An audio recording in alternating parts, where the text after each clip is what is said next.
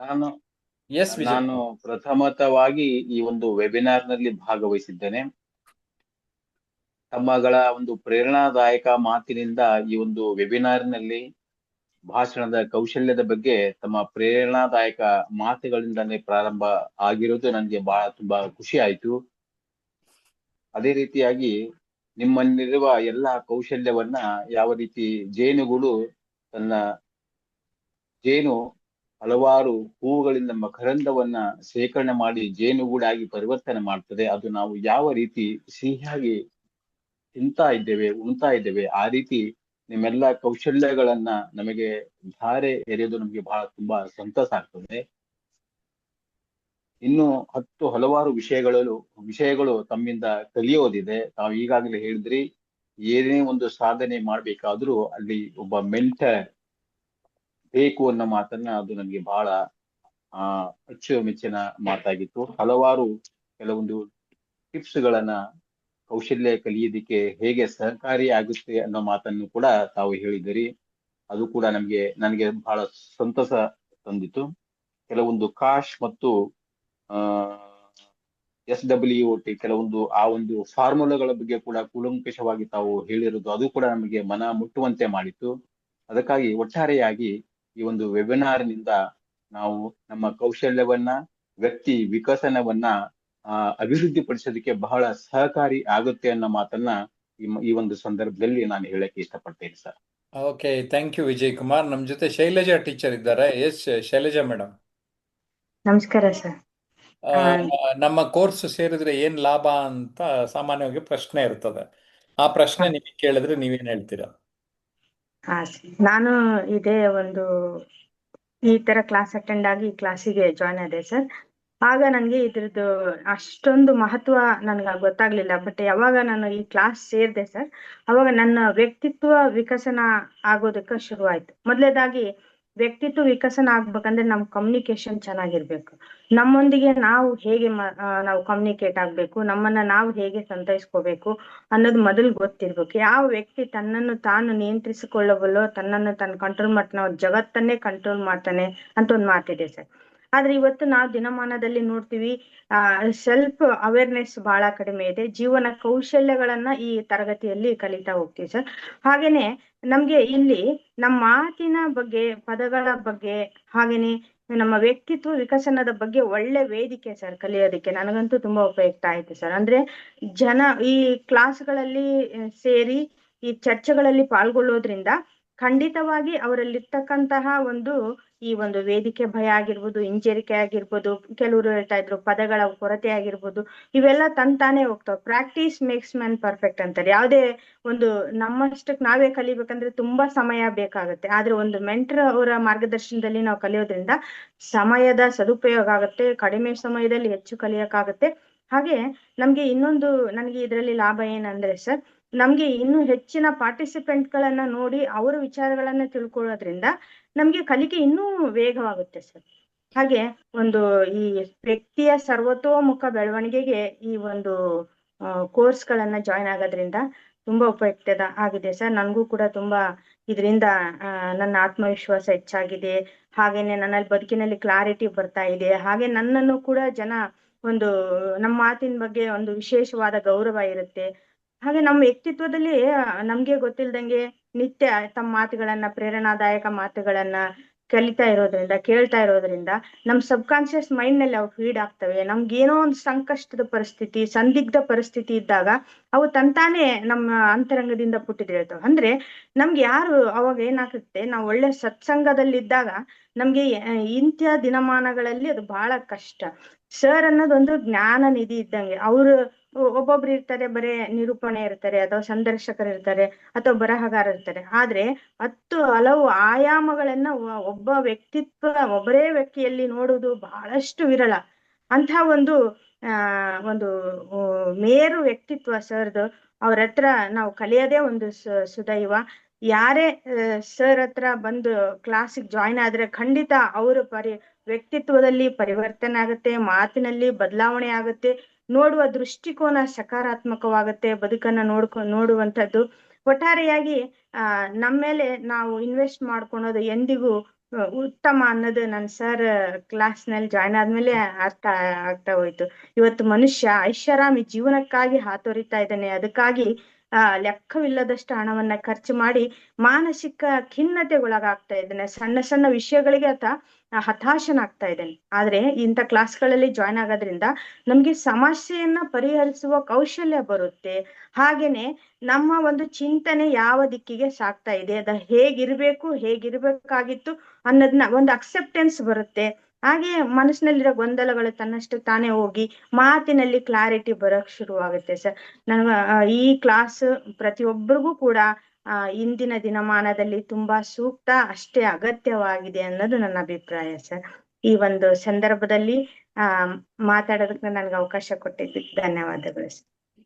Okay, thank you Shailaja teacher. ಗಂಗಾವತಿಯ ಒಂದು ಸರ್ಕಾರಿ ಶಾಲೆಯಲ್ಲಿ ಶೈಲಜಾ ಅವರು ಟೀಚರ್ ಆಗಿದ್ದಾರೆ. ಹರಿಪ್ರಸಾದ್ ಮ್ಯಾಗ್ನಮ್ ಫಸ್ಟ್ ಗ್ರೇಡ್ ಕಾಲೇಜ್ನ ಪ್ರಿನ್ಸಿಪಾಲ್ ಆಗಿದ್ದಾರೆ. ಆದರೆ ಅವರ ಕಮ್ಯುನಿಕೇಷನ್ ತುಂಬ ಚೆನ್ನಾಗಿ ಗ್ರ್ಯಾಜುಲಿ ಇಂಪ್ರೂವ್ ಮಾಡ್ಕೋತಾ ಇದ್ದಾರೆ. ಹರಿಪ್ರಸಾದ್, ಇವತ್ತಿನ ಮಾಸ್ಟರ್ ಕ್ಲಾಸಲ್ಲಿ ಆರಂಭದಿಂದ ಇದ್ರಿ, ಹೇಗನ್ನಿಸ್ತು? ಬಹಳ ಚೆನ್ನಾಗಿ ಮೂಡಿ ಬಂತು ಸರ್. ಬಹಳ ಖುಷಿ ಅನಿಸ್ತು. ಒಂದಷ್ಟು ಅಂಶಗಳನ್ನ ನಾನು ಸಹ ಒಂದು ಜ್ಞಾನವನ್ನು ತಿಳ್ಕೊಂಡೆ ಅಂತಕ್ಕದ್ದು ಆರಂಭದಲ್ಲಿ ನೀವೇ ಹೇಳ್ತಾ ಬಂದ್ರೆ ನಮಗೆ ನಿಮ್ಮ ಕೋರ್ಸ್ ಇಂದ ನಮ್ಗೆ ಆದಂತಹ ಅನುಭವಗಳು, ನನಗಾದಂತಹ ಅನುಭವಗಳನ್ನ ಹೇಳ್ಬೇಕಾದ್ರೆ ಈ ಸೇರಿದಂತ ಸಂದರ್ಭ ಟಾಪರ್ ಆಗಿರ್ಬೋದು, achiever, leader, expert, rich, 10x ಅಂತಕ್ಕಂಥದ್ದಾಗಿರ್ಬೋದು, ಚೇಂಜ್ ಯುವರ್ ಲೈಫ್ ಅಂತಕ್ಕಂಥದ್ದಾಗಿರ್ಬೋದು, ಸ್ಕ್ರಿಪ್ಟ್ ಯುವರ್ ಫ್ಯೂಚರ್, ನಮ್ಮ ಭವಿಷ್ಯವನ್ನ ನಿರ್ಮಾಣ ಮಾಡಿಕೊಂಡು ಅಂತಕ್ಕಂಥದ್ದು, ಈ ಒಂದು ಎಲ್ಲ ಅಳವಡಿಕೆ ಮಾಡ್ಕೊಂಡಂತ ಸಂದರ್ಭ, ಕಮ್ಯುನಿಕೇಶನ್ ಬೆಳೆಸ್ಕೊಂಡಂತ ಸಂದರ್ಭದಲ್ಲಿ ಮ್ಯಾಗ್ನೆಟಿಕ್ ಪರ್ಸನ್ ಅಂತಕ್ಕಂಥದ್ದು ಆಗ್ತೀವಿ ನಾವು ಅಂತಕ್ಕಂಥದ್ದು, ಆರ್ಡಿನರಿ ಟು ಎಕ್ಸ್ಟ್ರಾರ್ಡಿನರಿ ಆಗಿರ್ಬೋದು, ಸ್ಕೇಲಿಂಗ್ ಅಪ್ ಅಂತಕ್ಕಂಥದ್ದಾಗಿರ್ಬೋದು, ನನ್ನನ್ನು ನಾನೇ ಹೇಗೆ ಓಮೈ ಅಂತಕ್ಕಂಥದ್ದಾಗಿರ್ಬೋದು, 1% ಕ್ಲಬ್ ಅಂತಕ್ಕಂಥದ್ದಾಗಿರ್ಬೋದು, ಅನೇಕ ಅಂಶಗಳು ಒಂದಷ್ಟು ಮನುಷ್ಯನನ್ನ ಒಂದು ಟೀಚಿಂಗ್ ಮಾಡ್ಬೇಕಾದ್ರೆ, ಒಂದು ನಾವು ಮಾರ್ಗದರ್ಶಕರಾಗಬೇಕಾದ್ರೆ, ಒಬ್ಬ ಕಮ್ಯುನಿಕೇಟರ್ ಆಗ್ಬೇಕಾದ್ರೆ, ಒಬ್ಬ ಭಾಷಣಕಾರನಾಗ್ಬೇಕಾದ್ರೆ, ಒಬ್ಬ ವ್ಯಕ್ತಿತ್ವ ವಿಕಸನಕಾರನಾಗ್ಬೇಕಾದ್ರೆ, ವ್ಯಕ್ತಿತ್ವ ಪರಿವರ್ತನೆ ಆಗ್ಬೇಕಾದ್ರೆ ಈ ಎಲ್ಲಾ ಅಂಶಗಳು ನಮಗೆ ಉಪಯೋಗ ಆಗ್ತಾವ ಅಂತಕ್ಕಂಥದ್ದು. ಆ ಸಂದರ್ಭದಲ್ಲಿ ಹಂಗೆ ಒಂದಷ್ಟು ಅಂಶಗಳ ಒಂದು ಟಿಪ್ಸ್ ಕೊಡ್ತಾ ಬಂದ್ರು. ಸ್ವಾಟ್ ಅನಾಲಿಸಿಸ್ ಅಂತ, ಸ್ಟ್ರೆಂತ್, ವೀಕ್ನೆಸ್, ಆಪರ್ಚುನಿಟಿ, ಥ್ರೆಡ್ಸ್ ಆಗಿರ್ತಕ್ಕಂಥದ್ದಾಗಿರ್ಬೋದು, 3Cs ಫಾರ್ಮುಲಾ ನೀವು ಹೇಳ್ತಾ ಬರ್ತಾ ಇದ್ರೆ, ಕೂಲ್, ಕಾಮ್, ಕಂಫರ್ಟ್ ಅಂತಕ್ಕಂಥದ್ದಾಗಿರ್ಬೋದು, ಕ್ಯಾಶ್ ಅಂತಕ್ಕಂಥದ್ದು, knowledge, attitude, skills and knowledge ಅಂತಕ್ಕಂಥದ್ದಾಗಿರ್ಬೋದು, LL ಲೈಫ್ ಲಾಂಗ್ ಲರ್ನರ್ ಅಂತಕ್ಕಂಥದ್ದಾಗಿರ್ಬೋದು. ಹೀಗೆ ಅನೇಕ ಅಂಶಗಳು ನಮ್ಮನ್ನ ನಾವು ಡೆವಲಪ್ಮೆಂಟ್ ಆಗೋದಕ್ಕೆ ಒಂದು ನಮ್ಮ ಟೈಮ್, ಅದು ಮೀ ಟೈಮ್ ಆಗಿರ್ಬೋದು, ಪ್ರೈಮ್ ಟೈಮ್ ಆಗಿರ್ಬೋದು, ಕ್ವಾಲಿಟಿ ಟೈಮ್ ಅಂತಕ್ಕಂಥದ್ದಾಗಿರ್ಬೋದು, ಇವೆಲ್ಲ ಅಂಶಗಳು ನಮ್ಮಲ್ಲಿ ಅಳವಡಿಕೆ ಮಾಡ್ಕೊಂಡಿದ್ದಾಗದಲ್ಲಿ ಮನುಷ್ಯ ಡೆವಲಪ್ಮೆಂಟ್ ಆಗ್ತಾನೆ, ಅಭಿವೃದ್ಧಿ ಆಗ್ತಾನೆ, ಆ ಒಂದು ವಿಕಸನ ಹೊಂದಕ್ ಸಾಧ್ಯ ಆಗುತ್ತೆ ಅಂತಕ್ಕಂಥದ್ದನ್ನು ಬಹಳ ಚೆನ್ನಾಗಿ ಹೇಳ್ಕೊಂಡ್ ಬಂದ್ರಿ ಸರ್. ನನಗೂ ಸಹ ಒಂದಷ್ಟು ನಾಲೆಡ್ಜ್, ನಾನು ಪ್ರಿನ್ಸಿಪಲ್ ಆಗಿದ್ದ ಕಾರಣವಾಗಿ ನನ್ನ ನಾಲೆಡ್ಜ್ ಬೆಳವಣಿಗೆ ಆಗ್ತಿದೆ. ನೀವು ಪ್ರತಿ ಮಂಗಳವಾರ ನಾನು ಜಾಯ್ನ್ ಆದಂತ ಸಂದರ್ಭದಲ್ಲಿ ಒಂದು ಟಾಪಿಕ್ ತಗೊಂಡು ನೀವು ಮಾತಾಡುವಂತ ಶೈಲಿ, ರೀತಿ, ವಿಧಾನ, ಆ ಒಂದು ಬಾಡಿ ಲ್ಯಾಂಗ್ವೇಜ್, ಆ ಒಂದು ವಿವರಿಸುವ ಒಂದು ಪರಿ ಅಂತಕ್ಕಂಥದ್ದು ಏನಿರುತ್ತೆ ನನಗೆ ಗೊತ್ತಿಲ್ಲದಂತೆ ನನಗೆ ಒಂದಷ್ಟು ಅಂಶಗಳನ್ನ ಅಳವಡಿಕೆ ಮಾಡ್ಕೊಂಡು ಟೀಚಿಂಗ್ ಅಲ್ಲಿ ಅಳವಡಿಕೆ ಮಾಡ್ಕೊತಾ ಇದ್ದೀನಿ. ನಾವು ಅವಾಗ ನನಗೆ ಪ್ರಭಾವ ವ್ಯಕ್ತಿ ಆಗ್ತಾ ಇದ್ದೀನಿ ಅಂತಕ್ಕಂಥದ್ದು, ನನಗೆ ಗೊತ್ತಿಲ್ಲದಂತೆ ನಾನು ಬದಲಾವಣೆ ಆಗ್ತಾ ಇದ್ದೀನಿ ಅಂತಕ್ಕಂಥ ಈ ವೆಬಿನಾರ್ ಇಂದ ಅಂತಕ್ಕಂಥದ್ದು ಸರ್. ಈಗ ಅನೇಕ ಅಂಶಗಳನ್ನ ನಾನು ನೋಡ್ತಾ ಬಂದೆ ಅಂತಕ್ಕಂಥ ಸರ್. ಕೊನೆದಾಗ ಹೇಳ್ಕೊಂಡ್ ಬಂದ್ರೆ ಹೋರಾಟ ಕಷ್ಟವಾದಷ್ಟು ನಾವು ಗೆಲ್ಲಕ್ ಸಾಧ್ಯ ಅಂತಕ್ಕಂಥ. ನಾವು ಎಷ್ಟು ಪ್ರಯತ್ನ ಮಾಡ್ತೀವಿ, ಹೇಗೆ ಪ್ರಯತ್ನ ಮಾಡ್ತೀವಿ, ಕಷ್ಟ ಕೆಲಸದಲ್ಲಿ ಎಷ್ಟು ಶ್ರಮ ಇರುತ್ತೆ, ಹಾಗೆ ಒಂದು ಹೂವರಳಿದಂತ ಹರಳಿ ಒಂದು ಹಣ್ಣುಗಳಿಗೆ ಪ್ರಪಂಚಕ್ಕೆ ಕೊಡ್ತೀವಿ ಅಂತಕ್ಕಂಥದ್ದು. ಹೀಗೆ ಅನೇಕ ಅಂಶಗಳು ನನಗೆ ಉಪಯೋಗ ಆಗ್ತದೆ ಸರ್. ಬಿಟ್ಟು ಹೋಗುವ ಪ್ರಪಂಚಕ್ಕೆ ಕೊಟ್ಟು ಹೋಗುವುದು ಬಹಳಷ್ಟಿದೆ ಅಂತ ಯಾವಾಗ್ಲೂ ನನಗೆ ನೆನಪು ಬರುತ್ತೆ. ಅದೇ ನೀವೇ ಒಳ್ಳೆ ಮಾತು. ಬಿಟ್ಟು ಹೋಗುವ ಪ್ರಪಂಚಕ್ಕೆ ಕೊಟ್ಟು ಹೋಗುವುದು ಬೆಟ್ಟದಷ್ಟಿದೆ ಅಂತ. ಹಾಗೆ ನಿಮ್ಮ ವಿಡಿಯೋಗಳು, ನಿಮ್ಮ ಪುಸ್ತಕಗಳು, ನಿಮ್ಮ ಮಾತು, ನಿಮ್ಮ ಯೂಟ್ಯೂಬ್ ಚಾನೆಲ್ಗಳು, ನಿಮ್ಮ ಈ ಎಲ್ಲಾ ಅಂಶಗಳು ಒಂದು ಕಡೆ ಏನಾದ್ರು ಸಂಗ್ರಹ ಮಾಡ್ಕೊಂಡ್ರೆ ಅದು ಬಹಳ ಅಪಾರ ಪ್ರಪಂಚಕ್ಕೆ ಕೊಟ್ಟಿರುವಂತ ಕೊಡುಗೆ. ಅದನ್ನು ಬಳಸ್ಕೊಳ್ಳುವಂತವ್ರು ಸಮುದ್ರ ಸಾಗರ ಇದೆ, ಬಳಸ್ಕೊಳ್ಳುವಂತವ್ರು ಈ ಜನಕ್ಕೆ ಬಿಟ್ಟಿದ್ದು ಅಂತಕ್ಕಂಥದ್ದು ಈ ಕೊನೆಯದಾಗ ಮಾತನ್ನು ಹೇಳಿ ನಾನು ಅದಕ್ಕೋಸ್ಕರನೇ ನಾನು ಪುಸ್ತಕ ಬರೆಯೋ ಸಂದರ್ಭದಲ್ಲಿ ಟಿವಿ ಇಂಟರ್ವ್ಯೂಗಳನ್ನ ಒಂದೆರಡು ತಗೋತೀನಿ, ಯೂಟ್ಯೂಬ್ನಲ್ಲೇ ಇಂಟರ್ವ್ಯೂ ಮಾಡಿರೋರು ತಗೋತಾ ಇದ್ದೀನಿ, ನಮ್ಮ ಆನ್ಲೈನ್ ಸ್ಟೂಡೆಂಟ್ಸ್ ಯಾರು ಚೆನ್ನಾಗಿ ಮಾತಾಡಿದ್ರು ಆ ವಿಷಯ ಅಂದರೆ ಅದನ್ನು ತಗೋತಾ ಇದ್ದೀನಿ. ಆ ರೀತಿ ಮುಂದೆ ಪರೀಕ್ಷೆ ನಿರೀಕ್ಷೆ ಅಂತ ರಾಜ್ಯೋತ್ಸವದ ಸಂದರ್ಭದಲ್ಲಿ ಸಫ್ನಾ ಬುಕ್ಕೋಸ್ಗಾಗಿ ಬರ್ಕೊಟ್ಟಿದ್ದೇನೆ. ಅದು ನನ್ನ 17ನೇ ಕೃತಿ ಆಗ್ತದೆ. ಅದರ ಅರ್ಥ ಏನು ಅಂದರೆ, ನಮ್ಮ ಹತ್ರ ಹೆಚ್ಚು ಕಂಟೆಂಟ್ ಇದ್ದಾಗ ಅದನ್ನು ಕೊಡುವ ರೀತಿ ನೀತಿ ವಿಧಾನಗಳನ್ನು ಅರಿಯಬೇಕಾಗತ್ತೆ. ಒಬ್ಬರು ಸ್ಯಾಮ್ಸಂಗ್ ಮೊಬೈಲ್ ಅವರು ಒಂದು ಪ್ರಶ್ನೆ ಕೇಳಾರೆ, ನಾನು ಮಾತನಾಡುವಾಗ ಕೆಲವು ವಿಷಯಗಳನ್ನು ಮರೆತು ಬಿಡುತ್ತೇನೆ, ಅದಕ್ಕೇನು ಮಾಡಬೇಕು? ಮರೆವು ಯಾವಾಗ ಬರುತ್ತೆ ಅಂದರೆ, ನಾನು ಅಲರ್ಟ್ ಆಗಿಲ್ಲದೆ ಇದ್ದಾಗ, ಆಕ್ಟಿವ್ ಆಗಿಲ್ಲದೆ ಇದ್ದಾಗ, ಕರೆಕ್ಟಾ? ಸೊ ನೀವು ಎಚ್ಚೆತ್ತ ಸ್ಥಿತಿಯಲ್ಲಿ ಬೀಯಿಂಗ್ ಇನ್ ದ ಪ್ರೆಸೆಂಟ್ ನೀವು ಇರಿ, you will see a change in your life, you will see a sea of change in your life. ನಾವೇನು ಮಾಡ್ತೇವೆ ಅಂದರೆ, ಸಾಮಾನ್ಯವಾಗಿ ಈಗ ನಿಮ್ಮ ಜೊತೆ ಇದ್ದೇನೆ, ಆದರೆ ನಾನು ನನ್ನ ಹಿಂದಿಂದೋ ಮುಂದಿಂದೋ ಯೋಚನೆ ಮಾಡಿಕೊಂಡ್ರೆ ತಲೆ ಕೆಡಿಸ್ಕೊಂಡ್ರೆ, ಅದಕ್ಕೆ yesterday cancelled cheque, tomorrow a promissory note, and today is the ready cash. So today ಇವತ್ತಿನ ಕಡೆ ಗಮನ ಕೊಡಬೇಕು, ಆ ಕ್ಷಣದ ಕಡೆಗೆ ಗಮನ ಕೊಡಬೇಕು. Take care of your moments will take care of you ಅಂತ ಹೇಳ್ತಾನೆ. ಅದಕ್ಕೆ ಸೆಲೆಬ್ರೇಟ್ ಎವರಿ ಮೊಮೆಂಟ್ ಅಂತ ಇಂಗ್ಲೀಷ್ನಲ್ಲಿ ಮತ್ತು ಅನುಕ್ಷಣ ಅನುಭವಿಸಿ ಅಂತ ಕನ್ನಡದಲ್ಲಿ ಬರೆದಿದ್ದೇನೆ. Amazon.in ನಿಮಗೆ ಲಭ್ಯ ಆಗ್ತದೆ ಈ ಕೃತಿಗಳು. ನನ್ನೆಲ್ಲ ಕೃತಿಗಳು, ನಾನು ಇದುವರೆಗೆ ಬರೆದಿರುವ 15 ಕನ್ನಡ ಕೃತಿಗಳು, 6 ಆಂಗ್ಲ ಕೃತಿಗಳು Amazon.in ನಿಮಗೆ ಲಭ್ಯ ಇರುತ್ತೆ. ಓಕೆ, ಈಗ ನಾನು ಮೈಂಡು ಇಲ್ಲಿ ಇದೇನಂದರೆ ಥಾಟ್ಸ್ ಬರ್ತದೆ, ಕರೆಕ್ಟಾ?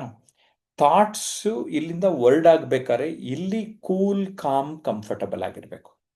ಸೊ ನೀವು ಅದಕ್ಕೆ ಇಲ್ಲಿ ಕೂಲ್ ಕಾಮ್ ಕಂಫರ್ಟಬಲ್ ಆಗಿದ್ದು ಆರಾಮ್ಸೆ ಇದ್ದರೆ, ಕೂಲ್, ಆಟೋಮೆಟಿಕಲಿ ಯೋಚನೆ ಮಾಡೋದು ವಿಧಾನ ಬದಲಾಗ್ತದೆ, ಆಗ ಮಾತಾಡೋದು ಸುಲಭ ಆಗ್ತದೆ. ಇನ್ನು ಆರಂಭದಲ್ಲಿ ಮರ್ತೋಗ್ಬಿಡುತ್ತೆ ಸರ್ ಅಂದರೆ, ಒಂದು ಸಣ್ಣ ಚೀಟಿ ಇಟ್ಕೊಳ್ಳಿ, ಓನ್ಲಿ ಪಾಯಿಂಟ್ಸ್ ಮಾಡ್ಕೊಳ್ಳಿ. ಓಕೆ, ಪಾಯಿಂಟ್ಸ್ ಮಾಡ್ಕೊಳ್ಳಿ. ಆ ಪಾಯಿಂಟನ್ನು ನೋಡ್ಕೊಂಡು ಹೇಳ್ತಾ ಹೋದರೆ ಆಯಿತು.